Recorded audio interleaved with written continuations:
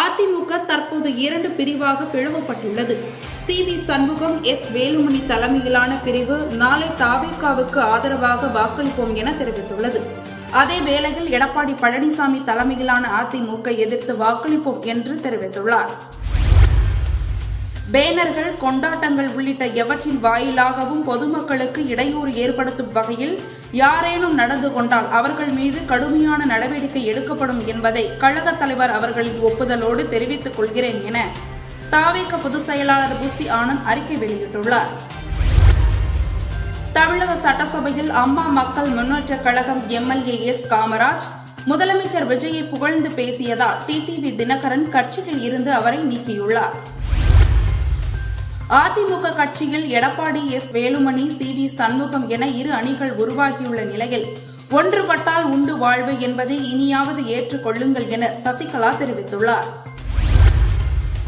NEET தேர்வு கடந்த 3ஆம் தேதி நடைபெற்ற நிலையில் நேற்று மாதிரி வினாத்தாள் கசிந்ததாக செய்தி வெளியானது.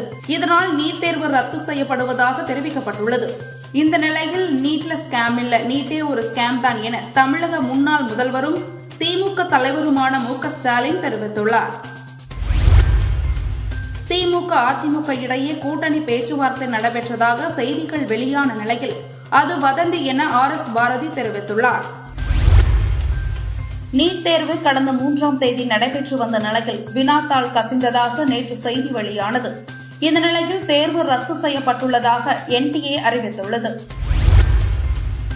அசாம் மாநில முதல்வராக ஹிமாந்தா பிஸ்வா சர்மா இன்று 2வது முறையாக பதவியேற்றுக் கொண்டார். இந்த விழாவில் பிரதமர் நரேந்திர மோடி கலந்து கொண்டார். ஈரானுக்கு எதிரான போரில் ஐக்கிய அரபு அமீரகத்திற்கு இஸ்ரேல் அயன்டோம் பேட்டரிகள் மற்றும் அதனை இயக்குவதற்கான அதிகாரிகளை இஸ்ரேல் அனுப்பி வைத்ததாக இஸ்ரேலுக்கான அமெரிக்க தூதர் தெரிவித்துள்ளார்.